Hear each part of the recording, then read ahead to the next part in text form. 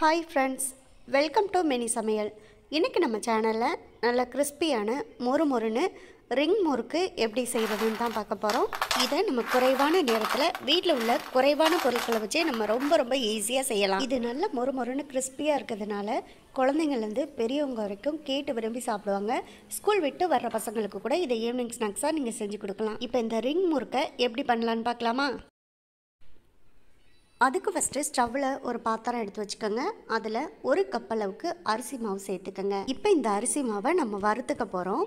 அதனால் ஸ்டவ்வை மீடியம் ஃப்ளேமில் வச்சு நல்லா ஒரு 5லேருந்து 6 நிமிஷம் வரைக்கும் இதை வறுத்துக்கலாம்.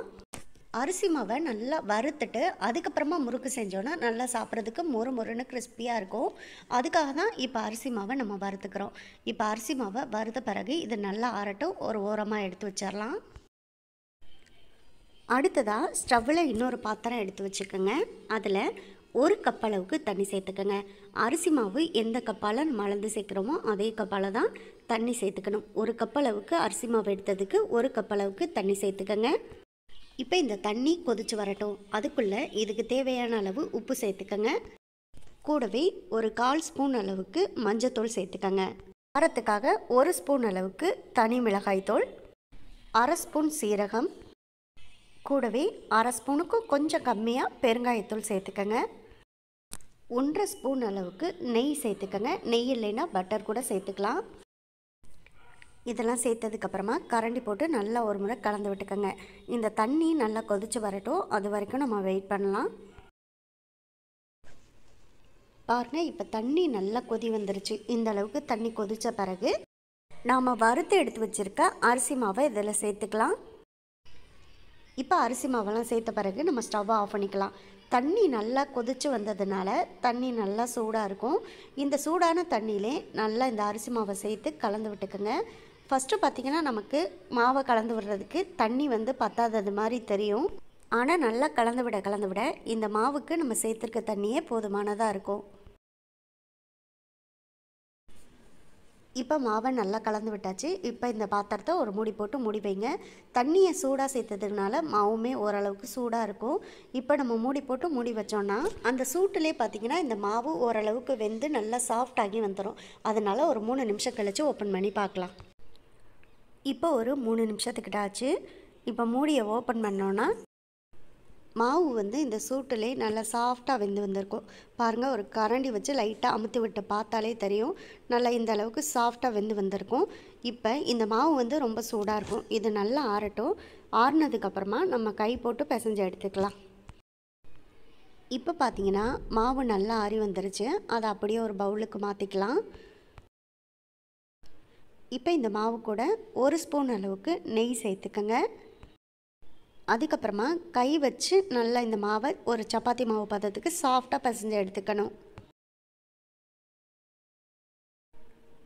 இப்போ பாருங்கள், நல்லா ஒரு சப்பாத்தி மாவு பதத்துக்கு மாவு எல்லாத்தையுமே பிசைஞ்சு எடுத்தாச்சு. லாஸ்ட்டாக ஒரு விரல் வச்சு அமுத்தி விட்டு பார்த்தோன்னா மாவு இந்த அளவுக்கு நல்லா சாஃப்டாக இருக்கணும். அவ்வளோதான். இப்போ மாவை பிசைஞ்சு எடுத்தாச்சு. அடுத்ததாக ரிங் முறுக்கு எப்படி செய்யணுமோ அதே ஷேப்பில் இப்போ மாவை கொஞ்சம் கொஞ்சமாக எடுத்து நம்ம செஞ்சு எடுத்துக்கலாம். இப்போ நம்ம பிசைஞ்சு வச்சுருக்க மாவுலேருந்து கொஞ்சம் கொஞ்சமாக மாவு எடுத்து நல்லா உள்ளங்கையில் வச்சு நீளமாக இந்த மாதிரி உருட்டி எடுத்துக்கோங்க.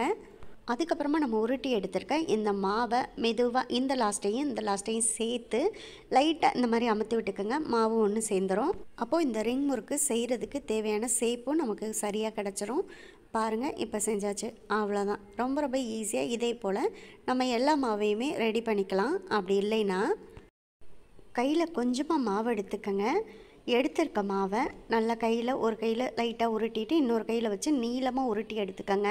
இப்போ நம்ம உருட்டி வச்சுருக்க இந்த மாவை கை விரலோட ஒரு விரலில் சுற்றிட்டு இந்த கரெக்டாக முடியுது பார்த்திங்களா, இந்த எண்டில் 2 மாவையும் சேர்த்தாப்பில் ஒட்டி விட்டுருங்க. அவ்வளோதான். பாருங்கள், எவ்வளோ பர்ஃபெக்டாக ரிங் முறுக்கோட ஷேப் கிடச்சிருச்சுன்னு பாருங்கள். இதே மாதிரி கூட நீங்கள் செஞ்சு எடுத்துக்கலாம். இப்போது மீதம் இருக்கிற எல்லா மாவையுமே இதே போல் செஞ்சு எடுத்துக்கலாம். பாருங்கள், எல்லா முறுக்கு மாவையுமே எவ்வளோ பர்ஃபெக்டாக நல்ல ரிங் ஷேப்லேயே நம்ம பண்ணி எடுத்துட்டோம். ரொம்ப சுலபமாக இதை செஞ்சிடலாம். அவ்வளோதான். இது எல்லாத்தையும் பர்ஃபெக்டாக நம்ம செஞ்சு எடுத்த பிறகு இப்போ இதை எண்ணெயில் போட்டு பொரித்து எடுத்துக்கலாம். அதுக்காக ஏற்கனவே நான் ஸ்டவ்வில் ஒரு பாத்திரத்தில் ஸ்டவ்வை நல்லா ஹை ஃப்ளேமில் வச்சு எண்ணெயை நல்லா சூடு பண்ணி வச்சுருக்கேன். ஆனால் நம்ம இப்போ முறுக்கெல்லாம் சேர்க்குறதுக்கு முன்னாடி கொஞ்சம் ஸ்டவ்வை மீடியம் ஃப்ளேமில் மாற்றிக்கோங்க. அப்போ தான் நமக்கு முறுக்கு வந்து நல்லா உள்ளேயும் வெந்து வெளியிலையும் கிறிஸ்பியாக வெந்து வரும். ரொம்ப ஹை ஃப்ளேமில் வச்சபடியே நீங்கள் முறுக்கை சேர்த்துட்டிங்கன்னா வெளியில் சட்டுன்னு கரைஞ்சி போயிடும், உள்ளே வெந்து வராது. இப்போ நம்ம வச்சுருக்க பாத்திரத்தில் இந்த எண்ணெயில் எந்த அளவுக்கு ரிங் முறுக்கு சேர்க்க முடியுதோ அந்த அளவுக்கு முறுக்கு சேர்த்துக்கலாம். ஃபஸ்ட்டு முறுக்கெல்லாம் சேர்க்கும்போது பார்த்திங்கன்னா பபிள்ஸ் இந்த மாதிரி தான் நிறைய வரும். அதுக்கப்புறமா முறுக்கு நல்லா கிறிஸ்பியாக மொறுன்னு வெந்து வர இந்த பபிள்ஸ் எல்லாமே நல்லா அடங்கி வந்துடும். கையில் எண்ணெய் தெரிச்சிடாமல் மெதுவாக இந்த ரிங் முறுக்கு எல்லாத்தையுமே எண்ணெயில் சேர்த்துக்கங்க. ஃபஸ்ட்டு சேர்க்கும் போது நான் இப்போ ஒரு 20லேருந்து 25 முறுக்கு கிட்ட சேர்த்துருக்கேன்.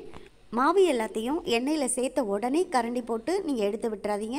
கொஞ்சம் லைட்டாக ஒரு பக்கம் வேகட்டும், அதுக்கப்புறமா கரண்டி போட்டு லைட்டாக எடுத்து விடலாம்.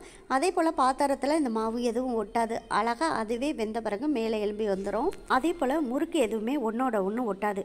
அப்படியே 1-2 முறுக்கு ஒட்டி இருந்தாலுமே நம்ம கரண்டி போட்டு லைட்டாக கலந்து விடும்போது எல்லாமே தனித்தனியாக பிரிஞ்சு எடுத்துகிட்டு வந்துடும்.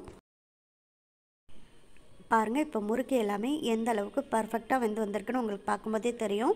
அது மட்டும் இல்லை, முன்னாடி பபிள்ஸ் எந்த அளவுக்கு பொரிஞ்சு வந்துச்சுன்னு தெரியும். இப்போ பாருங்கள், பபிள்ஸ் எல்லாமே ஓரளவுக்கு நல்லா கம்மியாகி வந்துடுச்சு. முறுக்கு நல்லா உள்ளேயும் வெளியிலையும் கிறிஸ்பியாக நல்லா மொறுன்னு வெந்த பிறகு இந்த பபிள்ஸ் எதுவுமே நமக்கு வராது. அதோடு நம்ம வெளியில் முறுக்கு எல்லாத்தையுமே எடுத்துக்கலாம். இப்போ பாருங்கள், முறுக்கு எல்லாமே நல்லா கிறிஸ்பியாக வெந்து வந்தோடனே இதில் பபிள்ஸ் எதுவுமே இல்லை. பாருங்கள், இந்த அளவுக்கு பபிள்ஸ் நல்லா கம்மியாகி வந்த பிறகு நம்ம முறுக்கு எல்லாத்தையுமே வெளியில் எடுத்துக்கலாம். இப்போ எண்ணெய் எல்லாத்தையுமே நல்லா வடிச்சிட்டு அதுக்கப்புறமா ஒரு பிளேட்டில் மாற்றி போட்டு வச்சுக்கலாம். அவ்வளோதான். இப்போ எல்லா முறுக்குமே நல்லா மொறுன்னு கிறிஸ்பியாக பொரிச்சு எடுத்தாச்சு. நீங்களும் ட்ரை பண்ணி பாருங்கள். ட்ரை பண்ணி பார்த்துட்டு எப்படி வந்துச்சுங்கிறத கமெண்ட் பாக்ஸில் சொல்லுங்கள். இந்த வீடியோ உங்களுக்கு பிடிச்சிருந்தா இந்த வீடியோவை லைக் பண்ணி நம்ம சேனலை சப்ஸ்கிரைப் பண்ணிக்கோங்க. சப்ஸ்கிரைப் பண்ணும்போது பக்கத்தில் உள்ள பெல் ஐக்கானை கிளிக் பண்ணி வச்சுட்டிங்கன்னா நான் போடக்கூடிய குக்கிங் வீடியோ எல்லாமே உடனுக்குடனே உங்களுக்கு வந்து சேரும். உங்கள் ஃப்ரெண்ட்ஸ் அண்ட் ரிலேட்டிவ்ஸ் எல்லாருக்கும் ஷேர் பண்ணுங்கள். இதே போல் அடுத்தடுத்து நல்ல நல்ல வீடியோவில் சந்திப்போம். ஓகே, பாய்.